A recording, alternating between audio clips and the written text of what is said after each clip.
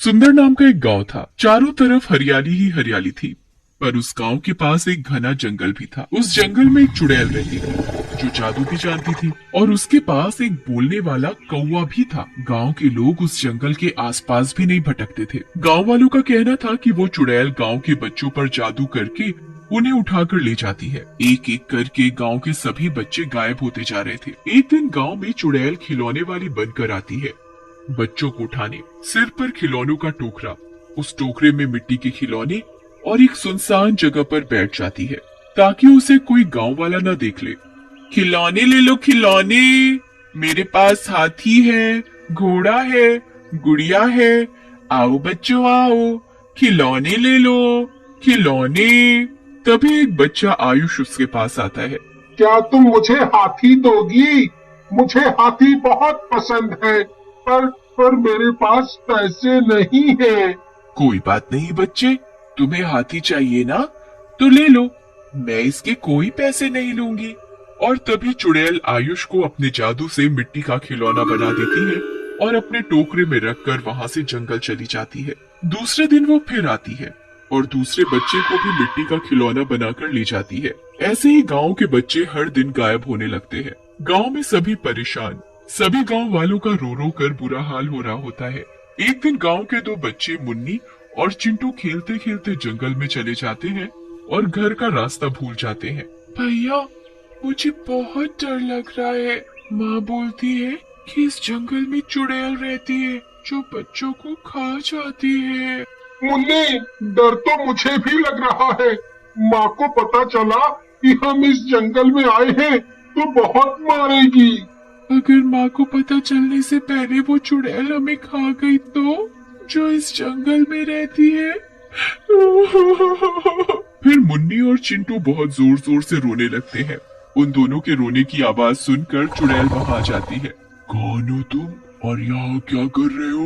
मैं अब तुम दोनों को खाकर अपना पेट भरूंगी।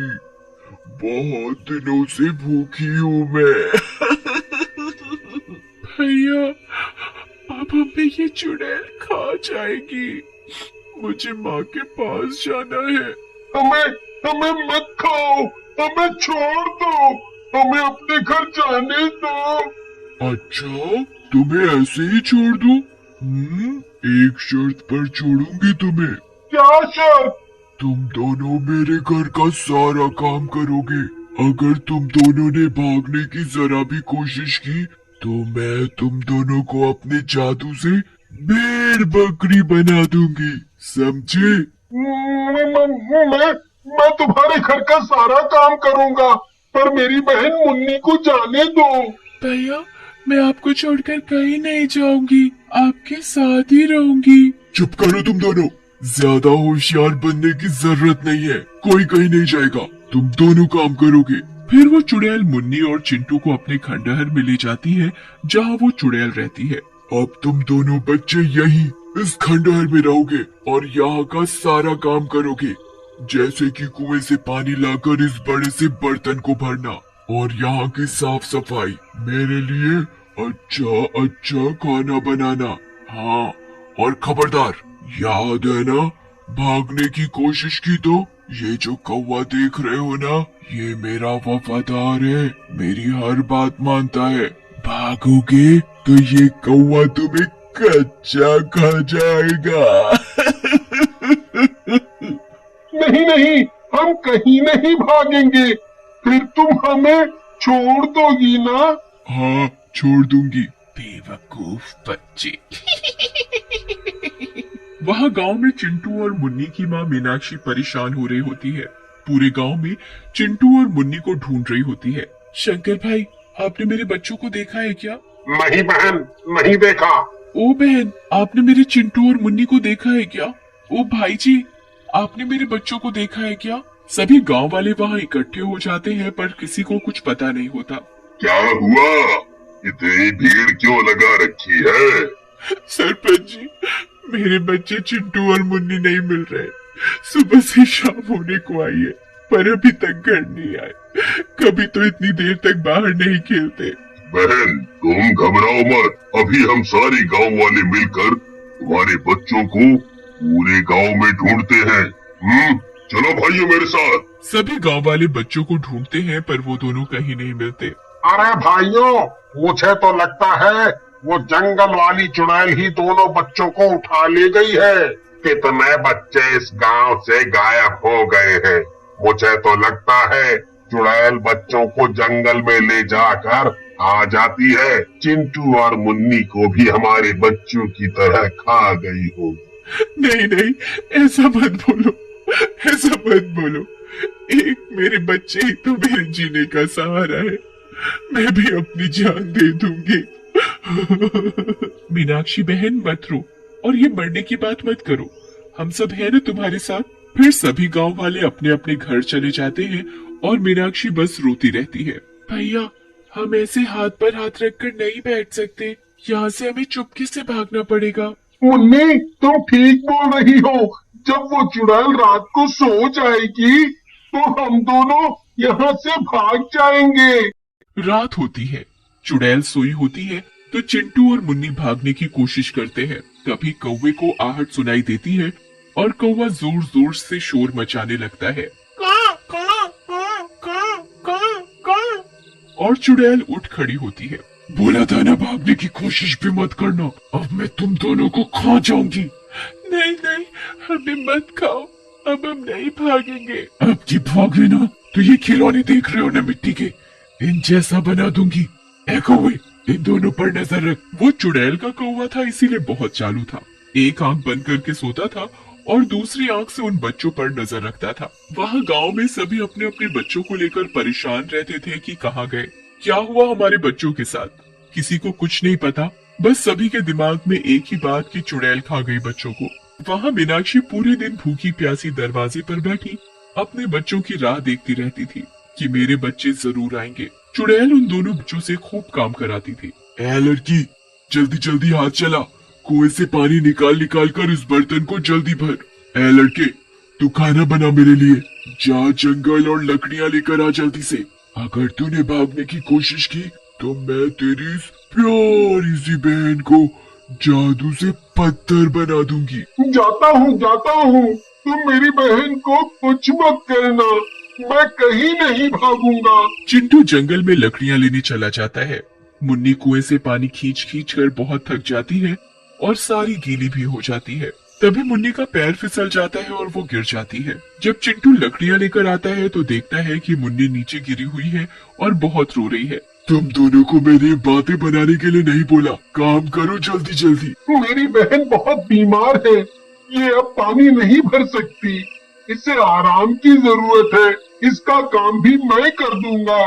ठीक है, चल जा, जल्दी हाथ चला। चिंटू मुन्नी को एक कोने में सुला देता है और खाना बनाने चला जाता है। तभी मुन्नी को कुछ आवाजें सी आती है, जैसे कोई मुन्नी मुन्नी नाम लेकर बुला रहा हो। मुन्नी इधर उधर देखती है, कोई नहीं होता और फिर सो जाती है। उसे फिर से आवाजें आती है। कौन है जो मुझे बुला रहा है? जहाँ मुन्नी सोई हुई होती है वहाँ सभी मिट्टी के खिलौने रखे होते हैं। आवाजें वहीं से आ रही होती हैं। मुन्नी, मैं हूँ रमन, तुम्हारा दोस्त जो तुम्हारे साथ गांव में खेला करता था। रमन, तुम मिट्टी के खिलौने कैसे बन गए? मैं सब बताऊंगा, पहले तुम चिंटू को भी यहाँ लेकर आओ। मुन्नी चिंटू को खिलौने वाली जगह पर ले आती है। मुन्नी, बताओ ना क्या बात है, तुम मुझे यहाँ क्यों बुला कर लाई हो? आवाज नहीं चिंटू, ये कौन बोला? हम दोनों के अलावा यहाँ कोई नहीं है, फिर ये आवाज कहाँ से आई? भैया धीरे धीरे बोलो, ये आवाज इस मिट्टी के खिलौने में से आ रही है और ये मिट्टी का खिलौना और कोई नहीं, हमारा दोस्त रमन है। मुन्नी, तुम बीमार हो ना, इसलिए कुछ भी बोले जा रही हो। चिंटू, मुन्नी सही बोल रही है, मैं रमन हूँ, तुम्हारा दोस्त। पर तुम्हारा ये हाल हुआ कैसे? तुम मिट्टी के खिलौने कैसे बने? मेरी बात ध्यान से सुनो, मैं अकेला यहाँ मिट्टी का खिलौना नहीं हूँ। ये जो तुम इतने सारे मिट्टी के खिलौने देख रहे हो ना, ये सब गाँव के बच्चे हैं। इस चुड़ैल ने हम सबको मिट्टी के खिलौने बना दिया है। फिर सभी मिट्टी के खिलौने बोलने लगते हैं। हाँ, हम सभी को चुड़ैल ने अपने जादू से मिट्टी का खिलौना बना दिया है। ये चुड़ैल धोखे से हम बच्चों को यहाँ जंगल में लेके आई थी और हमसे खूब काम कराती थी। जब हमने भागने की कोशिश की तो हमेशा के लिए मिट्टी का खिलौना बना दिया। पर अब तुम ही हम सबको बचा सकते हो। मैं कैसे बचा सकता हूँ? हाँ भैया, मैं भी आपके साथ हूँ। अब कुछ भी हो जाए, हमें यहाँ से भागना ही होगा। और तुम दोनों मेरी बात ध्यान से सुनो। वो जो कौवा है ना, उसके अंदर उस चुड़ैल की जान है। मतलब कौवे को चोट लगती है तो दर्द चुड़ैल को होता है। अब समझ आया क्यों उस कौवे का इतना ध्यान रखती है। मतलब कौवे को मारना पड़ेगा, चुड़ैल अपने आप मर जाएगी। हाँ भैया, ये बहुत आसान है। फिर मुन्नी चिंटू के कान में कुछ बोलती है। हाँ, ये ठीक है। अच्छा चलो यहाँ से, चुड़ैल ने देख लिया ना तो सब गड़बड़ हो जाएगी। मुन्नी ने जैसा जैसा चिंटू के कान में बोला था, चिंटू वैसा ही करता है। चुड़ैल सोई हुई होती है। ए कौवे, देख मैंने आज तेरे लिए खीर बनाई है, जरा चक्कर तो बता कैसी बनी है। क्यों नहीं बच्चे, जरूर, मुझे खीर बहुत पसंद है। चिंटू जानबूझकर खीर को बहुत गर्म कर देता है। कौवा जैसे ही खीर चखने के लिए पतीले पर बैठता है, वैसे ही चिंटू कौवे को पीछे से खीर में धक्का दे देता है और कौवा चिल्लाता रहता है, बचाओ बचाओ, क्योंकि चुड़ैल की जान तो कौवे में थी ना। और सभी मिट्टी के खिलौनों पर किया हुआ जादू भी गायब हो जाता है। सभी बच्चे अपने रूप में वापस आ जाते हैं। कौवा और चुड़ैल जलकर मर जाते हैं और सभी बच्चे ठीक ठाक गांव में पहुंच जाते हैं।